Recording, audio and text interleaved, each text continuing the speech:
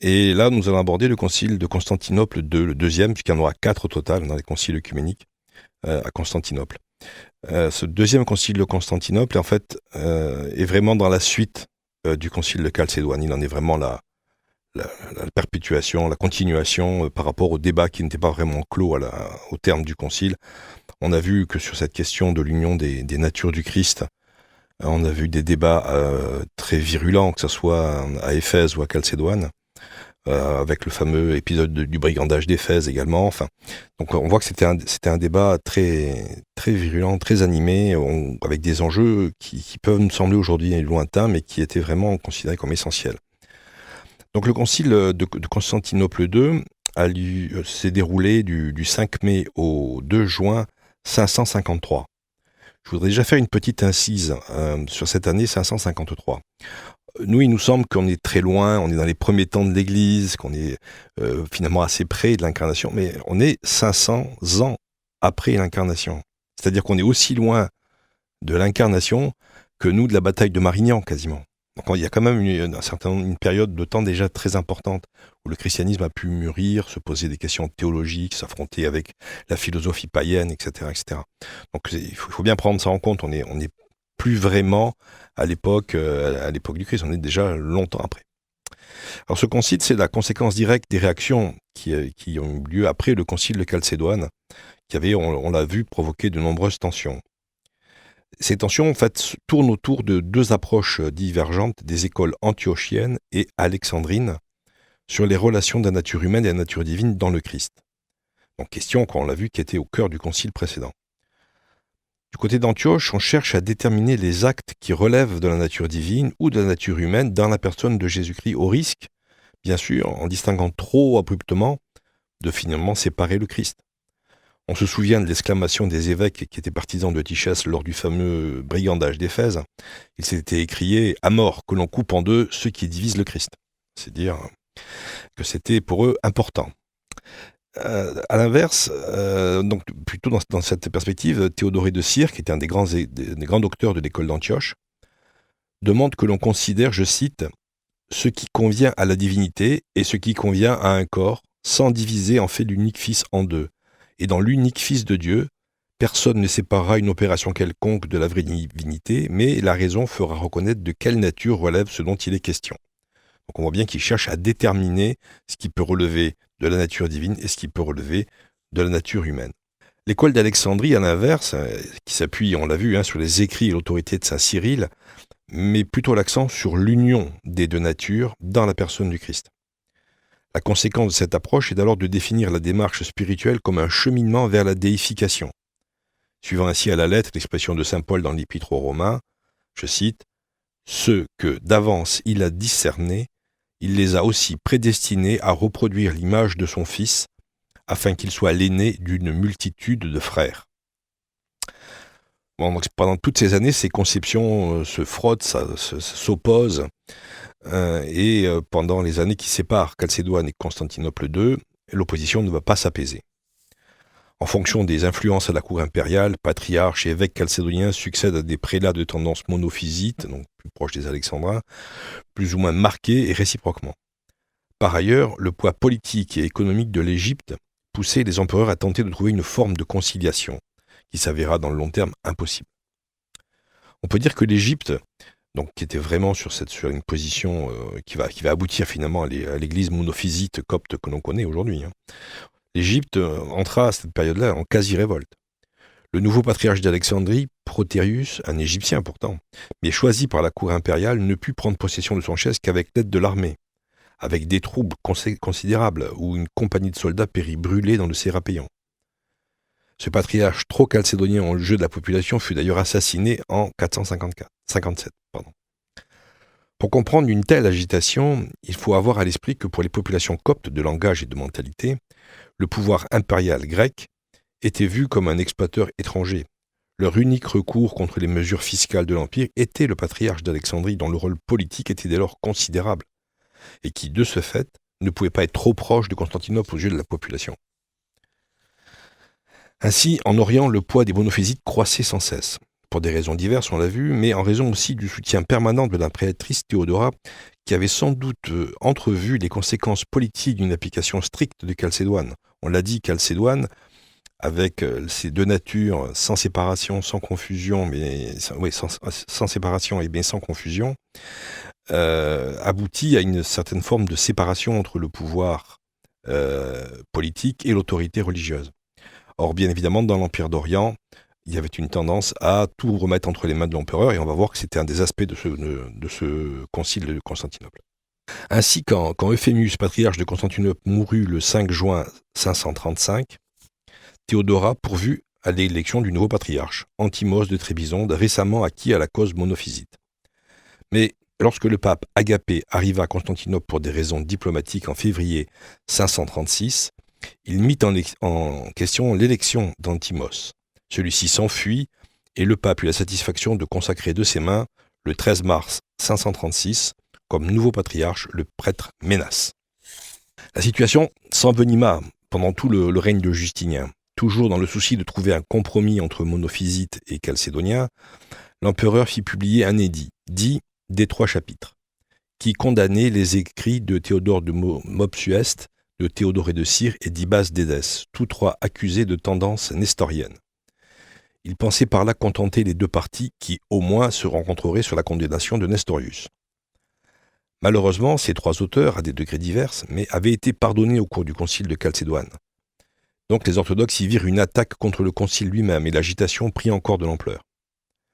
Celle-ci fut encore accrue par l'apparition d'une hérésie nouvelle, l'aphtardodocétisme, une doctrine qui enseignait l'incorruptibilité du corps du Christ avant sa résurrection.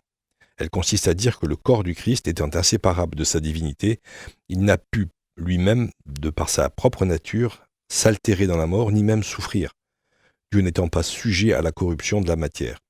Position très proche de ce qui deviendra l'islam au siècle suivant.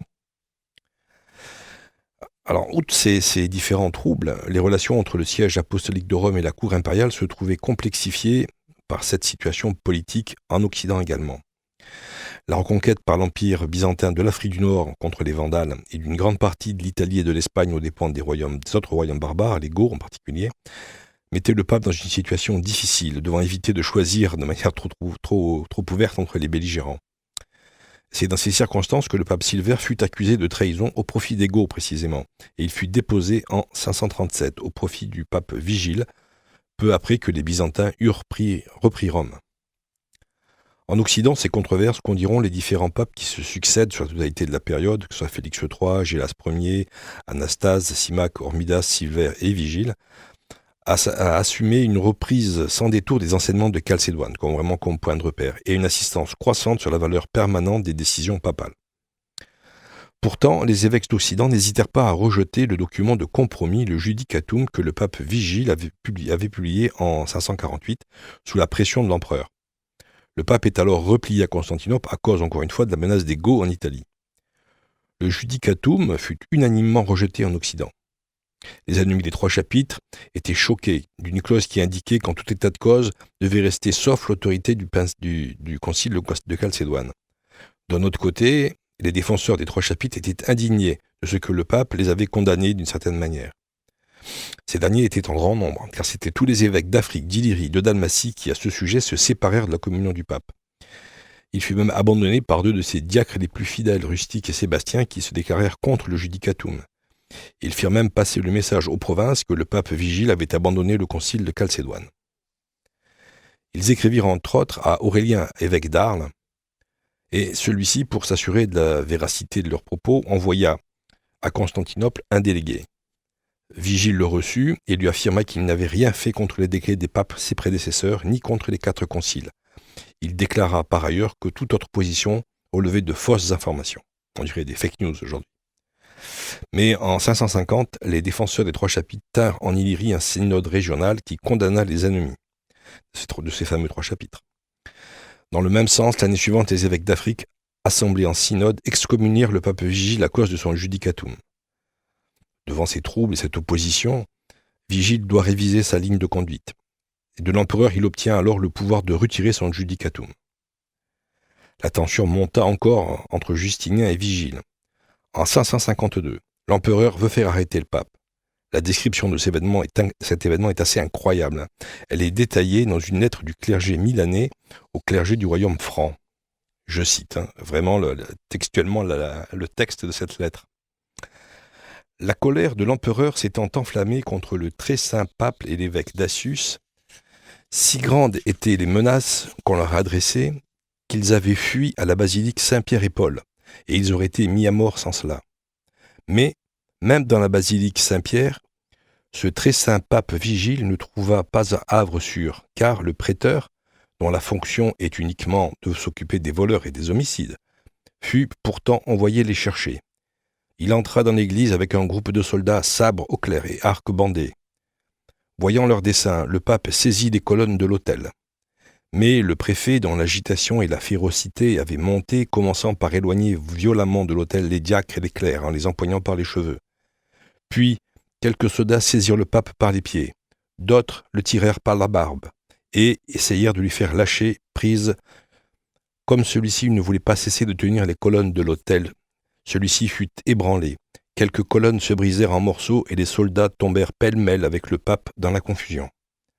Mais Dieu, qui est présent en une pareille traverse, inspira piété à la population et à quelques soldats qui commencèrent à pousser des cris contre cette abomination. Alors, le prêteur et ses soldats s'enfuirent, pris de terreur. Fin de citation. On le voit, impossibilité d'un compromis, difficulté avec Rome, il ne restait à Justinien que l'option d'un concile général dans l'espoir d'une condamnation explicite des 3 chapitres. Il convoqua donc le concile pour le 5 mai 553 dans une grande salle attenante à la cathédrale Sainte-Sophie, à portée de main de l'empereur. Le lundi 5 mai 553, 168 évêques se réunirent dans la grande salle de Sainte-Sophie de Constantinople pour inaugurer le concile. Mais il y avait très peu d'évêques occidentaux, moins d'une dizaine, ce qui posait un problème car du point de vue des occidentaux, les évêques orientaux avaient une tendance très nette à valider les desiderata de l'empereur. Ainsi, on jugeait le fameux clergé milanais dans la même lettre qu'on a déjà citée, je cite. « C'est fréquemment que les évêques grecs avaient condamné les 3 chapitres à la requête de leur prince et sans discuter, en acquiesçant à tout ce qu'on leur demandait, car les évêques grecs ont des églises riches et opulentes, et supportent mal que 2 mois s'écoulent sans qu'ils puissent surveiller leurs bénéfices ecclésiastiques. Voilà pourquoi, selon les circonstances et selon la volonté de leur prince, ils acquiescent sans discuter à tout ce qu'on leur demande. » Fin de citation. La première session du concile fut précisément marquée par la lecture d'une lettre de l'empereur Justinien qui récapitulait l'affaire de la condamnation des 3 chapitres et les divers revirements de Rome en la matière. La deuxième session fut justement consacrée aux échanges entre le concile et le pape Vigile, qui refusait de paraître physiquement, alors qu'il était présent à Constantinople, dans l'assemblée du fait de l'absence des évêques occidentaux dont il avait expressément demandé la venue. La 4e session, le lundi 12 mai 553, fut consacrée à l'analyse des écrits de Théodore de Mopsueste. Ces thèses furent condamnées. Les actes de la réunion rapportent les propos suivants, je cite, « Nous avons déjà condamné cette doctrine, nous l'avons anathématisée, anathème à Théodore et à ses écrits. Théodore n'est qu'un avec Judas. » Fin de citation. Mais lorsque la 5e session, les évêques abordèrent le problème posé par l'objection sur laquelle Cyril lui-même avait loué Théodore en l'appelant admirable et bon. Et l'objection fut repoussée à raison que les compliments ont regardé spécifiquement les écrits de Théodore condamnant l'arianisme. Puis furent étudiés les écrits de Théodore et de Cyrre, que les évêques jugèrent également hétérodoxes. Rassemblés de nouveau pour la 6e session, le lundi 19 mai, les prélats abordèrent tout de suite la question d'Ibas. Ces écrits furent également considérés comme hérétiques, malgré qu'Ibas avait été innocenté à Chalcédoine. Le programme de l'empereur avait donc été suivi à la lettre. Le pape, de son côté, avait demandé un délai avant de répondre aux questions posées par le concile. Au terme de ce délai, le 24 mai, Vigile avait envoyé son diacre pour faire remettre officiellement à Justinien une copie de sa décision sur les 3 chapitres. Donc sur la condamnation ou pas de l'écrit de ces 3 pères de l'Église.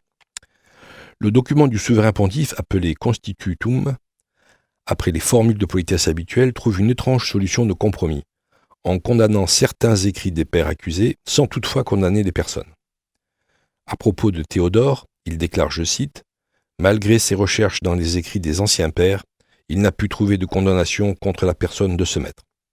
Il recommande par ailleurs d'éviter de condamner les morts. suivant un usage ancien reconnu par les pairs.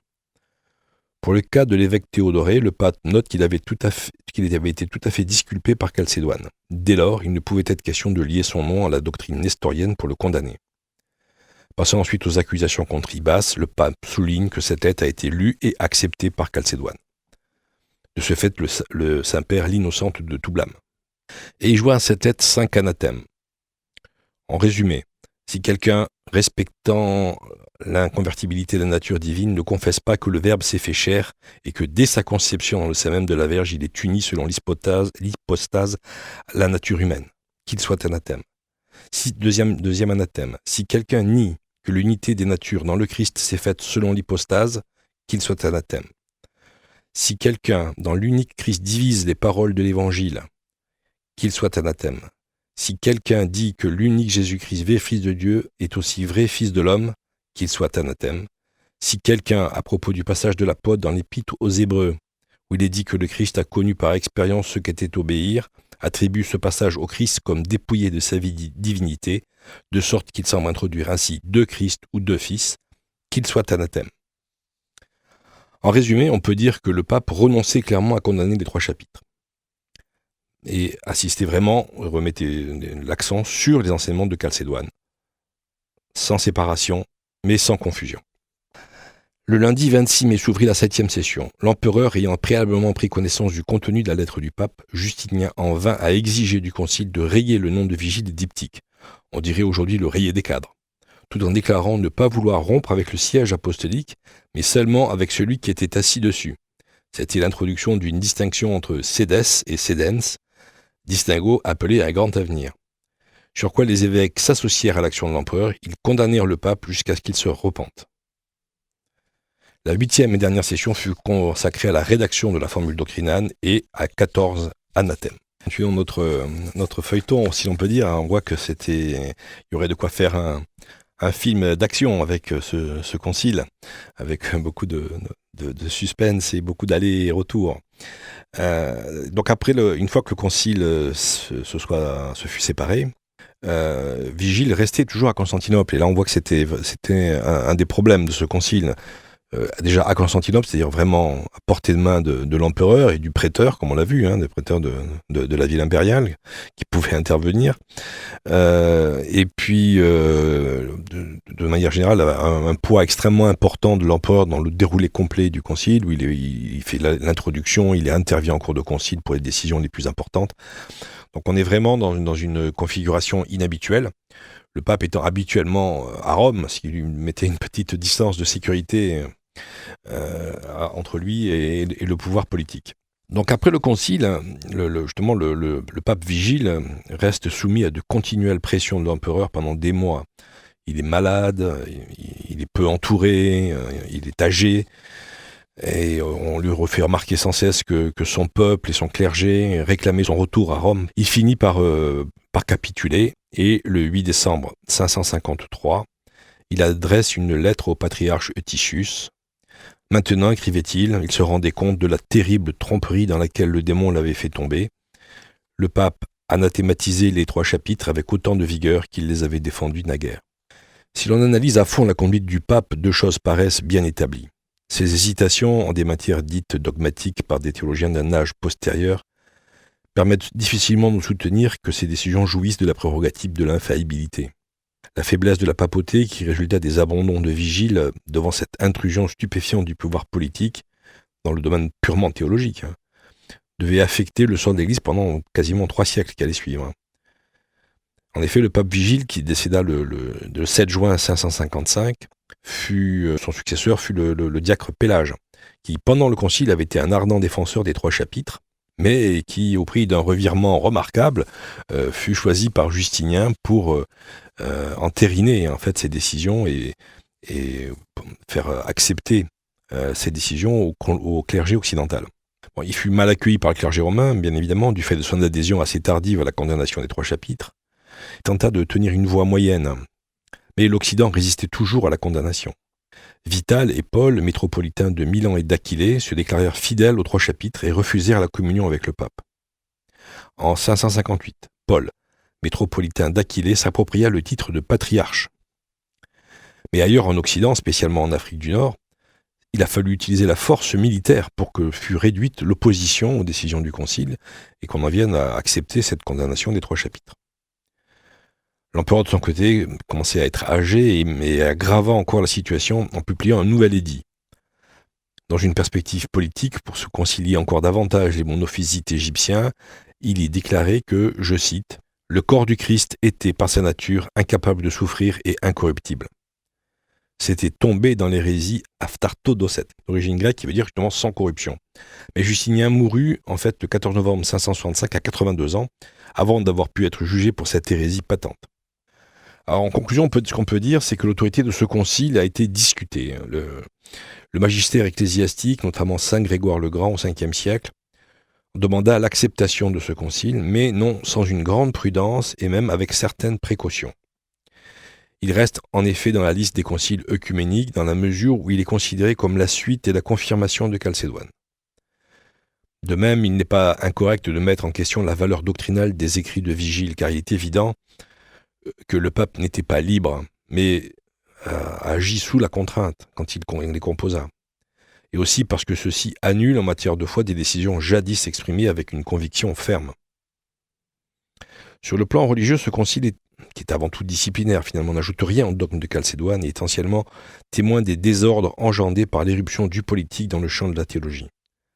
Cette intrusion se poursuivra dans le monde oriental jusqu'à la chute de l'Empire, et à certains égards, les églises orthodoxes sont aujourd'hui encore l'objet de telles entreprises. On a encore, de manière tout à fait récente, dans l'actualité, les cas ukrainiens et monténégrins, où des pouvoirs politiques, dans le souci d'affirmer leur légitimité, ont poussé à la création d'églises autocéphales, alors que pour les cas de l'église ukrainienne, elle relevait du patriarcat de Moscou, et pour le cas de l'église du Monténégro, elle relevait du patriarcat serbe. Malheureusement, l'Occident lui-même ne sera pas épargné par le phénomène. La résistance du Saint-Siège sera quand même beaucoup plus conséquente. Et on en aboutira finalement à la réforme grégorienne, qui sera un vrai retour de balancier et qui permettra au fil des siècles de mieux contrebattre le danger de cette soumission au pouvoir politique. Il faut cependant noter l'inflexion qui a été donnée à la doctrine de Saint Cyril au cours du Concile. Les différentes manières dont cette rotation a été reçue dans les différentes régions de l'Empire demandaient évidemment des éclaircissements, et ce d'autant plus qu'une nouvelle tentative de compromis allait apparaître. C'est le monothélisme. Nouvelle hérésie, enfin du moins qui sera considérée ultérieurement comme une hérésie, qui affirme qu'il n'y a qu'une seule volonté, une seule activité dans le Christ. Ainsi, s'achemine-t-on vers de nouveaux débats et, bien sûr, un nouveau concile. Concile également donc mouvementé. Exactement. Peut-être pas autant que le concile lui-même que celui qui était entre Éphèse et Chalcédoine, qu'on appelait le fameux brigandage d'Éphèse, qui lui a certainement atteint des sommets en la matière. Mais quand même, on l'a vu autour, au moment de la tentative d'arrestation du pape, des pressions qui ont été mises, l'intervention de l'armée dans la basilique, etc. On a quand même des événements assez musclés, on va dire.